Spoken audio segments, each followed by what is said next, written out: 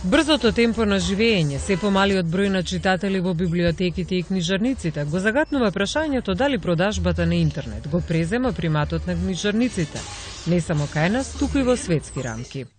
Во книгоиздателството 3 веќе 9 години ги продаваат делата и на својата интернет книжарница, но сепак тоа е драстично помала продажба, вели Љубомир Саздов. Продажбата е некаде околу 10% од целата продажба на книги. Значи не е воопшто малку. На интернет најмногу, знаете, преовладува она помлада популација на читатели, значи сака да читаат лесни романи, нешто што е таргетирано за нивните години.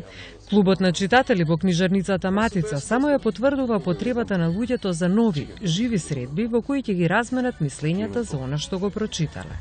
Додава Дејан Павлевски.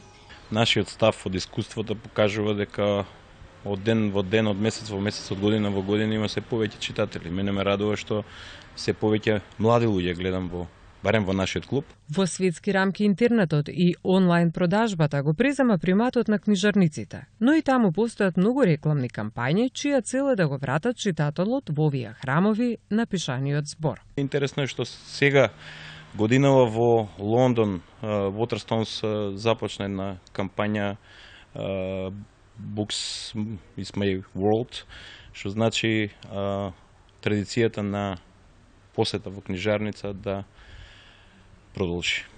Меѓу другото, еден од слоганите е ако ја посетиш книжарницата ќе видиш реални луѓе.